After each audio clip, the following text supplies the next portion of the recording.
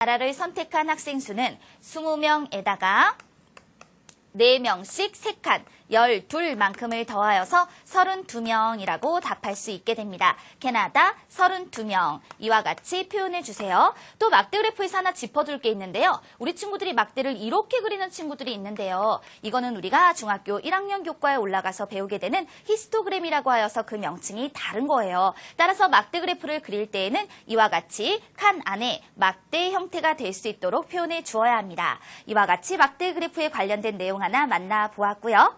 자, 그러면 또 하나의 문제 준비를 했어요. 이번에 만나볼 문제는요.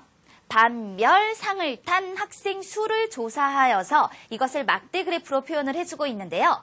독서 퀴즈 대회에서 상을 탄 학생 수를 나타낸 것입니다. 상을 가장 많이 탄 반은 몇 반입니까? 이거는 막대의 높이만 비교해서는 안 되죠. 왜냐하면 한 반 안에 서로 다른 색의 막대가 들어가 있기 때문이에요. 남학생과 여학생이다라고 했으니까 각 반마다 남녀 학생 수의 합을 구해줘야 해요. 세로는 꿈 하나가 한 명을 나타내기 때문에 1반에 남학생 6명, 여학생 3명, 합쳐서 9명입니다. 라고 얘기를 하고 그 다음에 2반도 확인을 해야겠네요. 2반에는요. 남학생 8명에 여학생 4명이에요. 그래서 12명이라고 말할 수 있는 거죠. 그 다음에 3반은 어떠한가요? 남학생 6명에 여학생 7명. 따라서 13명이 되어지는 거고 4반과 같은 경우에는 남학생 2명에 여학생은 8명이 되겠죠. 따라서 이것이 10명입니다. 라고 말할 수 있으므로 상을 가장 많이 탄 반은 3반입니다. 이와 같이 답할 수 있게 됩니다. 세로는 꿈 하나가 바뀔 수도 있어요. 이 문제가 어렵게 출제가 될 때는요. 따라서 세로는 꿈 한 칸이 몇 명을 나타내는지를 확인하고 난 다음에 이와 같이 남녀 학생 수의 합을 구하고 난 다음 상을 가장 많이 탄 반을 골라주는 것으로 문제 해결해 주세요. 자, 이렇게 첫 번째 개념의 내용 막대 그래프에 대해서 확인을 해보았으니까 다시 보기를 통해서 정리해 볼게요.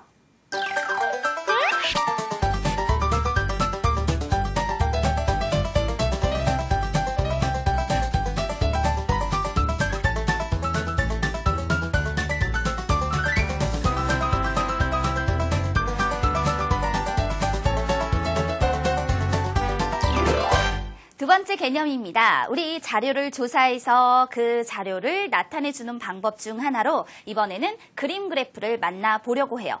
이 명칭에서 보는 것처럼 그래프인데 그 앞에 그림이라는 말이 붙었단 말이죠. 그림을 그려서 조사한 수령을 나타내고 있구나라는 걸 감잡을 수 있을 거예요. 그래서 우리는 그림 그래프라고 한다면 그림을 통해서 나타낸 그래프다라고 얘기를 해요. 그림을 그려서 나타낸 그래프.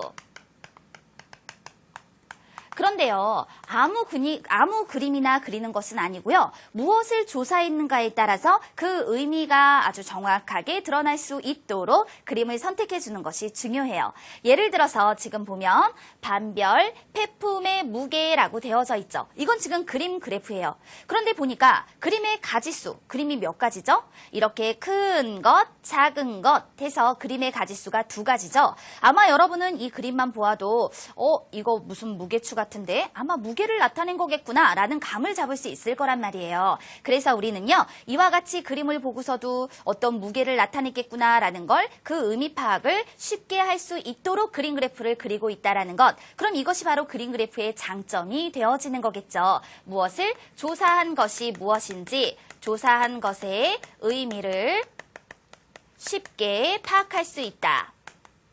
쉽게 알아볼 수 있다라고 하는 것이 그림 그래프의 장점이다라고 말할 수 있어요. 그렇다면 여기서 읽어 나타낼 수 있는 사실들도 매우 많아요. 그러니까 자, 2반과 같은 경우에 2반에서 모은 폐품의 무게가 몇 킬로그램입니까? 라고 물어본다면 이 그림을 놓고 그림의 가지수 2가지였고 큰 그림이 10kg을 나타내 주므로 2반과 같은 경우는 34kg만큼을 모은 것입니다. 라는 것을 그 자료를 조사한 것을 표현했기 때문에 쉽게 답해 볼 수 있게 되는 거죠. 자, 그리고요. 그림만 딱 놓고 보아도요. 어느 반의 폐품 모은 양이 가장 많습니까? 라고 물어본다면 큰 그림이 제일 많은 3반입니다. 라고 얘기해 볼 수 있을 겁니다. 이와 같이 그림만 놓고 보아도 내가 읽어 나타낼 수 있는 사실들이 매우 많게 되고요. 조사한 것의 의미를 쉽게 파악하고 나타낼 수 있다는 장점을 갖는다라는 것, 그림 그래프의 장점에 대해서 문제에서도 확인해 볼 수 있어요.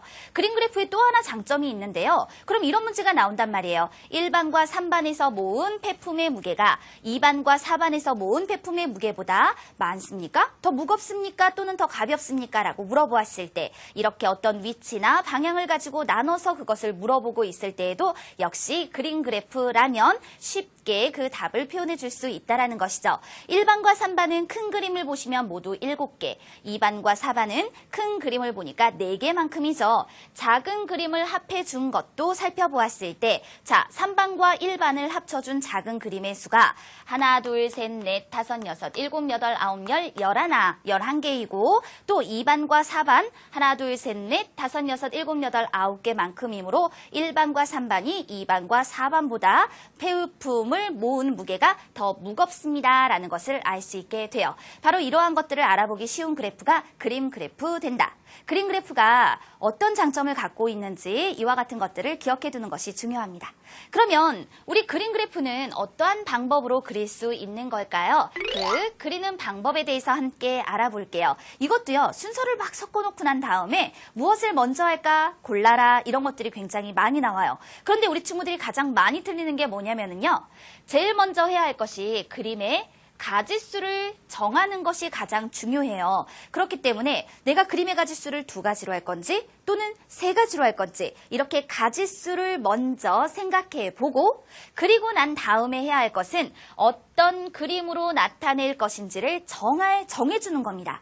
예를 들어 사과 생산량이다 라고 얘기를 했을 때 사과 생산량인데 조사된 수를 보니까 4자릿수로 조사가 되어져 있습니다. 그런데 그 값이 예를 들어 2,800이고요. 3,500이고요. 그리고 2,450입니다. 이와 같이 표현이 되어졌다면 아마 여러분들은 그림을 3가지로 하겠습니다 라고 대답을 하셨을 거예요. 그러면 이럴 때 3가지로 할 건데 그림을 선택하여서 사과니까 이렇게 사과 모양으로 그 그림을 선택해 보시고요. 각각의 수량을 나타내 주는 거예요. 1000개, 100개, 그리고 10개 이와 같은 형태로요. 그리고 난 다음에 이제 해야 될 것은 조사한 수에 맞도록 그림을 그려주는 것이죠. 그림 그래프의 제목은 가장 마지막에 붙여서 표현을 해주세요. 이것이 바로 그림 그래프를 그리는 순서라고 볼 수 있는 것이죠.